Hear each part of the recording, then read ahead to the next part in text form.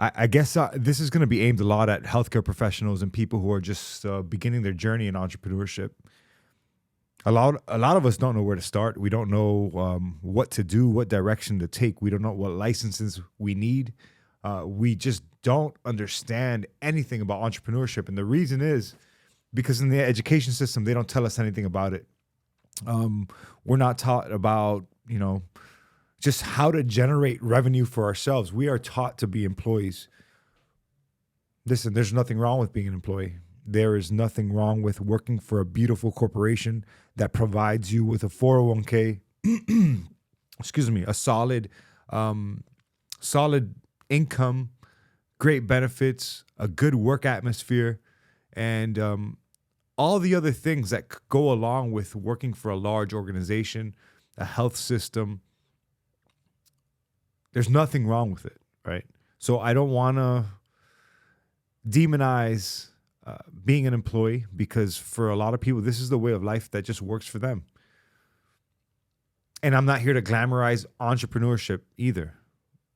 I'm here to tell you that there is a way to make it on your own, that road is going to require a lot of your effort, and probably much more effort than if you were working for an organization, a health system, or a large company. The question is, what do you want?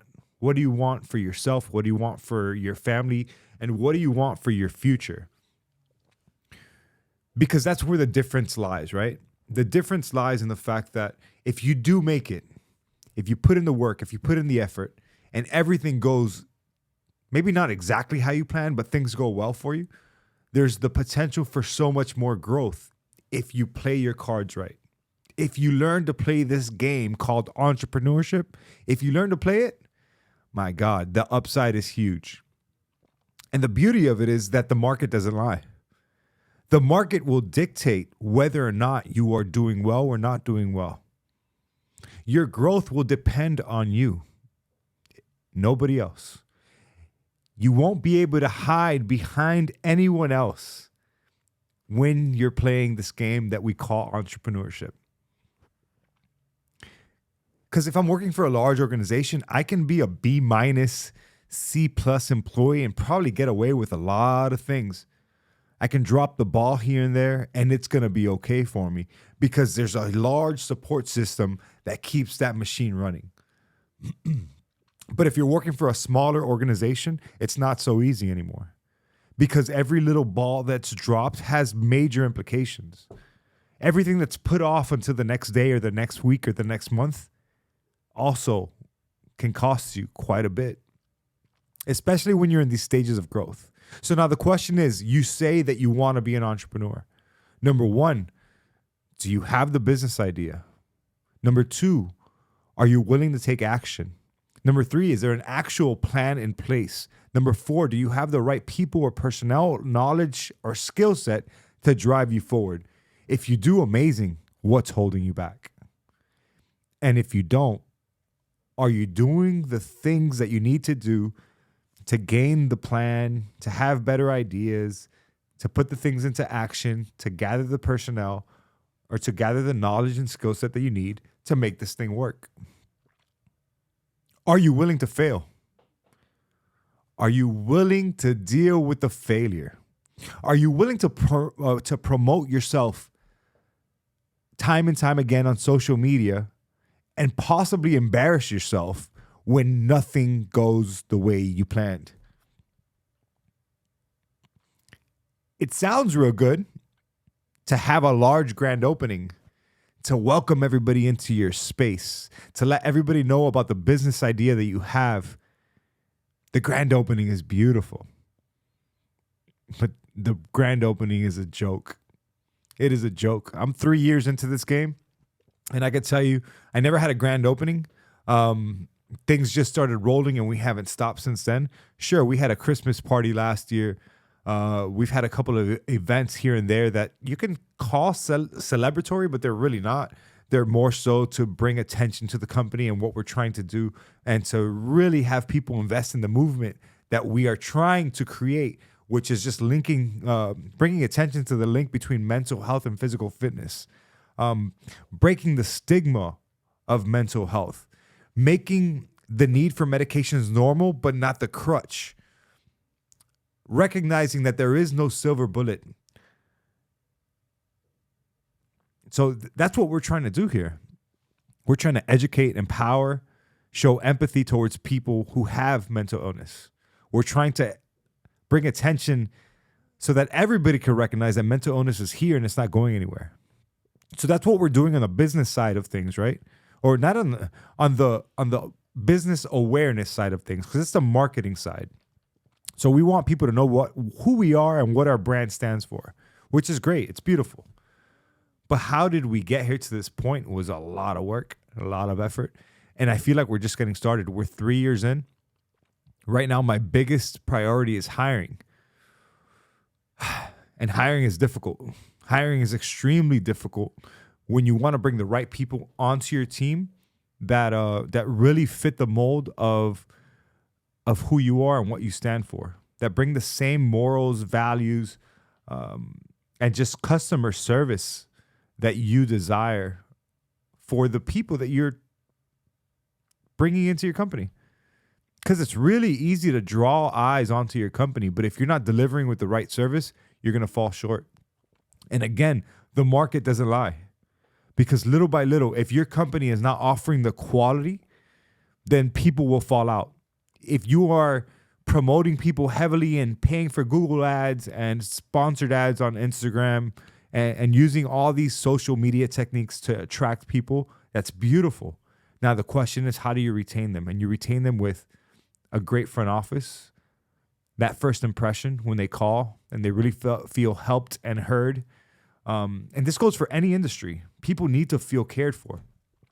If they have made the effort to submit their information, make a phone call, send an email to your company inquiring about the services you offer, then Jesus Christ, please take care of them, because those people are already halfway in the door, and it's up to you to push them out. So these are all these different things that happen as people come into your practice. So quality of service has to be on point. Everything has to be on point. The cost of the service has to be clear. For me, this is an insurance-driven business. It's a little bit strange, but I'll give you a brief example. I once, this might rub people the wrong way depending on who hears this, but it's okay. If I go to a new, let's say a fruit stand, let's say that you're making fruit shakes, and I go to your place and you're selling me on why your fruit shakes are so amazing and that they taste amazing. And we have all these different flavors that other people don't have. And on top of that, we're providing something else that nobody else does. We're giving you a fruit shake and a fruit to go along with it. But then when I go to pay, that person is almost afraid to show me one of those little screens. You know, those screens that automatically populate with 10, 20, or 30% tip. The person is almost afraid to show me that screen because the cost of that shake is $18 to $20. Now, me as a customer, I'm probably not going to go back because I feel like that you've just outpriced the market. If I want to have a fruit shake, I can pay. I mean, look, $10 or $12 is fair, but when you've almost doubled the price at $18 to $20, you've tried to sell it using lip service. But now you've already lost me as a customer. So you're not going to retain the customer because you almost had to deceive me and sell it up before I paid for the product. Now I've paid for the product, and as good as it might taste, I'm leaving with a bad taste in my mouth, and you have now lost the customer. You've lost the customer. And this happened to me recently. That's why I'm saying this. And this goes for any business. You don't want to do bad business. You want the product and the service to be great, to be excellent, but then you also want transparency in the sale. You don't want to all of a sudden hit people with add-on charges in the end or kind of disguise the price. Dude, put the prices out there. Have them on a board. For me, insurance-based, the patient needs to know about what their copay and deductible and what the patient responsibilities are before we conduct the service. I just want all of these things to be clear. And I'm just ranting right now because I need to get more consistent with talking about business, entrepreneurship, healthcare, and all these different things that we deal with in our industry. In the industry that I'm living in, I get calls from students all the time that are graduating, let's say as a psych nurse practitioner or family nurse practitioner, and they want to get into business on their own, and they have no direction, no knowledge in terms of how to do that. And so I'm going to start marketing to those people because I want to be a consultant and I want to let them know, hey, there's a journey to go on. It's not hard. It is possible, but it's going to require a lot of work. No es fácil, pero tampoco difícil, like they say. It's hard, but it's also not difficult. Now, I tell you, where do you have to get creative? Where do you have to be transparent? Where do you have to be yourself? Is in drawing the traffic that comes to your business. Getting people into your door is probably the most costly thing that you're going to do. It's where I spend a lot of money on marketing, on the marketing team, on Google Ads, on SEO, on paying somebody to run the company Instagram, and making sure we're putting out the right message. And so you as a brand new or interested entrepreneur need to understand that part of this is going to be putting yourself out there continuously. And why not? If you really want this thing to grow, if you really believed in your product, if you really believe in your product or service, then you should be screaming it from the mountains or using either written word, audio, blogs, vlogs, or just standing in front of the camera and saying, hey, this is the product and service that I offer. Let me educate you on it. Let me teach you about it. Let me tell you how it's going to benefit you. Let me not even sell it to you. Let me just let you know what it is that I'm doing and why I'm doing it. Once you can do that, once you lose the shame and the fear of failure and the fear of being embarrassed and the fear of the ridicule and the criticism, that's step one. That's step one. Now you're learning. The next step is being consistent. You got to do this every day. You got to do this every day. I've been at this for 3 years, and I built this podcast room, which I haven't used half as much as I should, but I'm going to start now. I just started getting on LinkedIn more often, and I'm seeing traction. I think in the last week, I had like 18,000 impressions or 16,000 impressions. Awesome. Using Instagram, I've seen things we've seen from the company side, things go viral, and I'm just consistent. I don't have my cell phone on me, or else I would put up some real numbers. But you got to understand that everybody I cross paths with knows what I do and why I do it. Or they see my shirt, and I am always wearing some sort of AMP mental health shirt, and I have no shame. I'm proud of it. I have built a brand that's still small. It's minuscule. It's still fragile, if you want me to be completely transparent with you. But it's mine. And so I'm going to be proud to wear it, proud to talk about it, and proud to show people what I'm doing and invite them. Hey, if you need this service or know somebody who needs this service, I am the guy for you. And if I don't have a specialist here that really fits the mold for what you're looking for, or if we are full, I'm not going to make you wait. I'm going to refer you to somebody who can help you.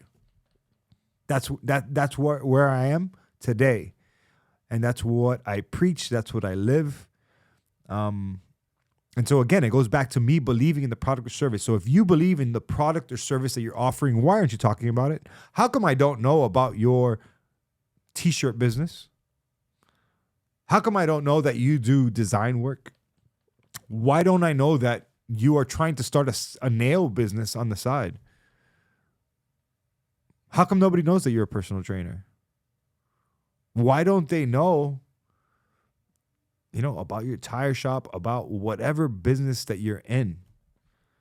We should. If you really want to succeed, if you really want to move and really just elevate yourself, why don't we know? Where's the shame? There shouldn't be. Dude, we live in a capitalistic society. You got to push, you got to grind, and you got to go for it. Because if you don't, somebody else is going to run you over. This is survival of the fittest. And so it's up to you. It's not up to anybody else except you. I'm sorry if I'm talking at you, but I want to be I want to be with you, and I want to be lifting you up, and I want to be empowering you, and I want to be encouraging you, and I want to be giving you hope. So I hope you hear me. I hope wherever you are right now, this is the voice that you're going to be hearing. I know I have guests on here all the time, but I'm going to be mixing this up a little bit. And I want people to know that not Dr. Adrian Mesa, because I honestly, I'll say it. I've said it before. I'll say it again. I don't care about the doctor part of my name. My name is Adrian Leonardo Mesa. I grew up in Hialeah, Florida. I'm a kid that comes from immigrant parents. My dad owns a tire shop that he's been running for over 35 years. And I know the hustle, the grind, and the hard work it takes to elevate yourself. I've been in the system. I joined the Army at 18. I worked pediatric ICU. I've worked for major health systems. I studied nursing. I got my bachelor's. I got my associate's degree from Miami-Dade College. I got my bachelor's degree from University of Miami. I got my first master's from FAU, Florida Atlantic University. I got my postmaster's certificate from FIU, that's Florida International University. I completed my doctorate at the University of Miami. I've worked, you name it, I've worked. I've worked inpatient psychiatric wards. I've worked pediatric ICU. I've worked outpatient in nursing homes. I've worked in outpatient facilities in psychiatric for private psychiatric offices. I've worked at Camilla's house serving the homeless directly on the streets, medicating the patients or people that you try to avoid as you cross paths with. And that was my most rewarding job. And I worked as a professor at the University of Miami for 6 years. And now I have my own practice for the past 3 years that's running. We have about 20 employees, a lot of subcontractors, licensed mental health counselors, psychiatric nurse practitioners, a marketing team, a graphic designer, website specialist. We work with local agencies and local gyms in the area to bring attention to mental health. We've been doing a lot. We've been working a lot. We've been grinding a lot. Is it stressful? Yes. Is it enjoyable? Yes. I've been able to build my own schedule where I'm about to leave the office. I just decided to come in here and jump on this because I felt inspired to record this, and I know I need to be consistent at this. I know I need to be consistent at LinkedIn. I know I need to get on TikTok. I know that I need to continue to be on Instagram, but we need to continue to pivot so that we don't lose the traction that's going with whatever platform is on fire at that point. So like I said, I've worked and grinded to this point, and I've designed my life to have the schedule that I want, but it doesn't mean that when I'm off the clock and I'm at home or at the beach or at the gym, I'm still working. The work never stops. Sometimes it's 10 p.m. and I'm reading an email, 11 p.m. and I'm responding to a LinkedIn or an Instagram DM. But I'm happy to do it because I'm doing it for me and I'm helping my company grow. So now the question is, what are you doing? What's your journey been like to get to wherever you are today? Are you telling your story to the public? Because people really want to know the story behind your business. You could just try to shove a product or service down their throat. But if you don't tell them about who you are, what you're doing and why you're doing it, if they understand the story behind it, now they start associating that industry with you. They start seeing your brand as something that's trustworthy. That brand, that flamingo that you see, that flamingo, AMP Mental Health, a lot of people tell me, hey, I see a flamingo and I think about you. I want that. I want people to think about Adrian when they hear mental health. Now, are they thinking about you when they hear videographer? Are they thinking about you when they hear photographer, headshots? Are they thinking about you when they need a web designer? Are they thinking about you when they need a therapist, a tire man, a realtor, whatever you are they thinking about you? Are you putting yourself out there enough so that people just associate an industry with you? That's all I got for today, guys. Guys, I believe in this thing called entrepreneurship. I'm grinding right now. I'm grinding. There's a lot of work to do. There's people to hire. There's processes to put in place. There's operations to correct. There's workflows that can be smoother. But I'm enjoying it. And I hope you are too. So if you're an entrepreneur and you needed to hear this message today, keep going, keep grinding, keep building. And let's keep going, baby. Ain't no stopping us now. The train's already moving. So don't let it run you over. Don't let it pass you up. Don't miss the train. Jump on. Enjoy the ride. Y seguimos. Take it easy, guys. See you next time.